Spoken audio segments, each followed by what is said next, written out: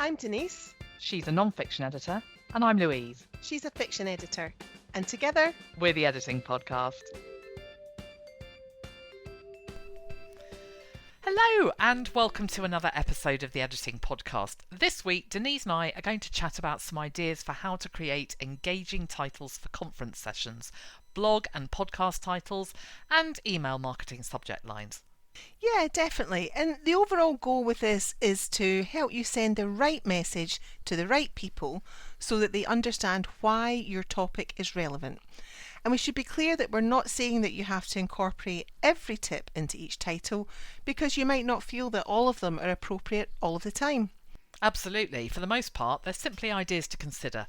So the first tip is to be specific about the key takeaway, really clear. And actually, this is one that's always worth focusing on. Vague titles that don't enable your potential audience to understand immediately what the content is about and why it's useful to them won't serve you. Yeah, that's right. So it could be tempting to use catch-all titles or even to be amusing or use clever puns.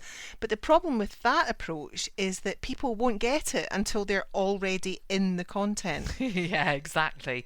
A good title needs to work for you before that stage, doesn't it? So an example of a title might be 10 Ways to Improve Client Retention in the STEM Editing Sector. Whereas a vague title might be something like Editing for STEM Clients. Yeah, so in Louise's second example, the title it's too broad and it doesn't specify what the learning outcome is. What is it that the audience will gain?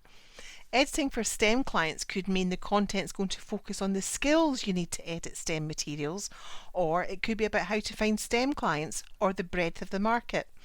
Yeah, and that means they could end up being disappointed because they made assumptions about what was going to be on offer and then got something else. It isn't that there was anything wrong with the content, it was just that it wasn't the particular content they wanted. Yeah, that's right. It wasn't what was promised.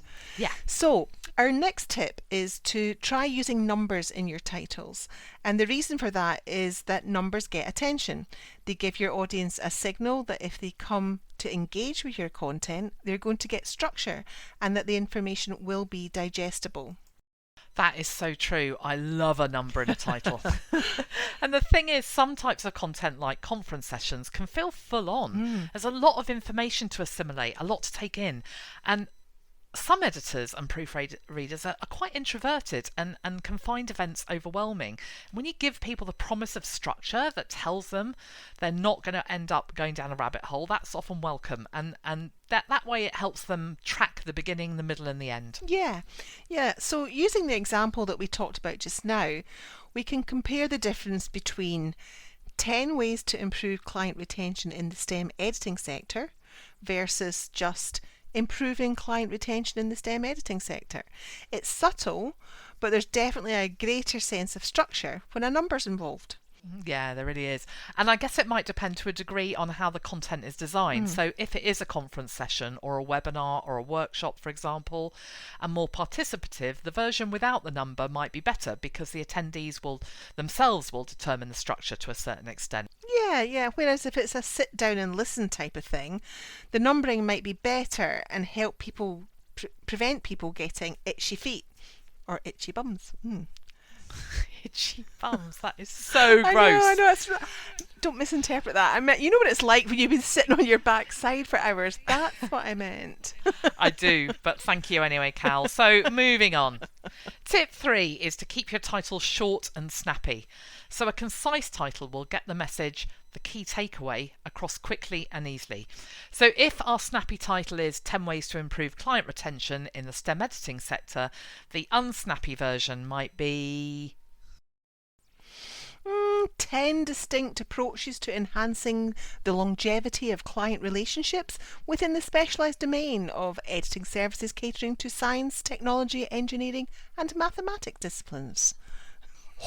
That is truly excellent, beautifully convoluted and utterly unengaging. Isn't it? You absolutely destroyed it. I will not be engaging with you. Look, we know that's an extreme example, but you get the point. Too many words and making an idea hard to grasp won't do us any favours. And the great thing is, we're editors. Of course we are. And we're good at trimming and refining and making sure that we can communicate an idea quickly and clearly. So we're not likely to fall into that trap. So the next tip is to use strong, actionable verbs. And what we mean by that is verbs that highlight the actions and the results. And the effect of that is that you're giving people a sense that the content will be practical, something that people will come away from feeling like they're able to actually do something, make some sort of change. So see if you can bring verbs like change, learn, create or avoid into your titles. So for example, perhaps you're presenting a business tools session for editors. You might choose a title like transform your fiction proofreading process with macros. Yeah, or if you're focusing on genre, you might consider something like Start Editing Memoir, a guide to structure, pacing and fixing common problems. So the verbs doing the work in both our examples are transform and start. The titles give a sense of dynamism and they tell people that they'll come away feeling empowered to take a next step. So now let's look at another idea. This one is about creating a title that focuses on the problem and promises a solution. So here you're identifying a pain point or a challenge that your target audience is facing. And the strong verb tip that we talked about just now can be useful too. Yeah, so maybe you're creating content that focuses on helping freelance editors and proofreaders who are struggling to find enough work. Consider a title like How to Avoid Lean Periods, 10 Ways to Get Work with Publishers and Packagers. The first part of that title identifies the problem, the second part identifies the solution. Lovely. And the word avoid is a strong verb. It signals that the person is going to learn something that they can actually implement. So another thing you might try is to create a title that piques curiosity just enough without giving everything away. The trick is to make sure that you're still giving enough clarity about what the key takeaway is, because vagueness won't work here. Yeah, definitely. So, for example, some conferences, have speed sessions where people offer pithy tips, and this approach could really come into its own in that situation.